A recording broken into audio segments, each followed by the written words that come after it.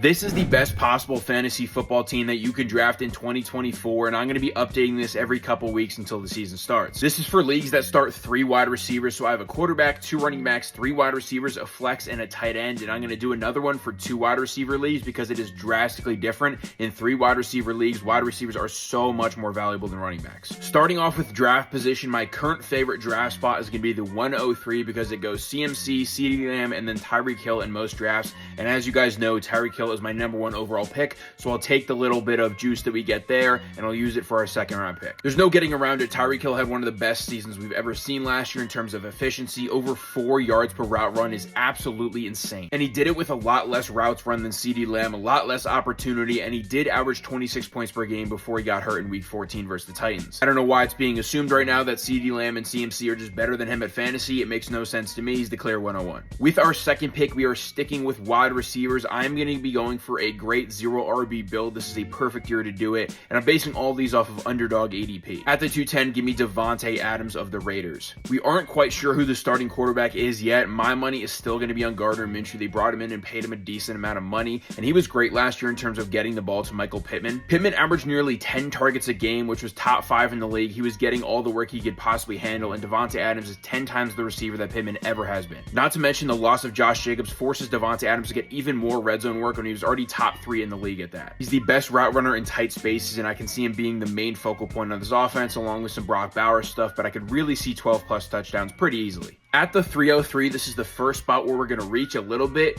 Cooper Kupp's ADP is at 30.6. We're drafting around pick 27-ish. I'm going to be taking Cooper Kupp here. It would not shock me whatsoever if he had a better season than Puka Nacua did. He was banged up with 3 different injuries all last year. This is one of those great offenses that is extremely concentrated with a bad defense that should be playing from behind in a lot of games. I could see Kupp and Puka Nacua both bounce back and forth with 10 target weeks, having 100 yards and a touchdown every other week. In this range of the draft, you're looking at guys like Devonta Smith, Malik Neighbors, DK Metcalf, DJ Moore, Stephon Diggs, Cooper Kupp, all those types of guys, and I clearly think Cooper Kupp has by far the most upside. He's already shown that in his career, and I don't think he's fallen off. I really want to blame it on the injuries. With the 4th pick, we are finally going to step away from wide receivers, and I basically have 2 options for this pick. The first is if Travis Kelce falls. He's going currently at pick 39, but if he does happen to fall to us at the 410, which is fairly unlikely, I would definitely take him there. And if that happens, that means at the 503, I'm going to be taking Patrick Mahomes because I want that stack. If that doesn't happen and we can't get Kelce, at that 4th pick, I'll be taking Lamar Jackson, and then at the 503, I'm grabbing Mark Andrews. The high-end stacks like these guys are so crucial to winning fantasy football championships. They can basically drag you to the finals on their own. A couple years ago, I was in 7 redraft leagues, and 4 of them I had a Mahomes-Kelce stack. All 4 of those teams made it to the finals. The only reason they didn't win is because that was the year Mike Evans dropped a 50 bomb on me. But for the sake of this being the best draft possible, let's just say Kelce falls to me and I'm able to get Kelce Mahomes stack. With the 6th pick at pick 70, we're actually going to reach a little bit here. Give me Aaron Jones going at ADP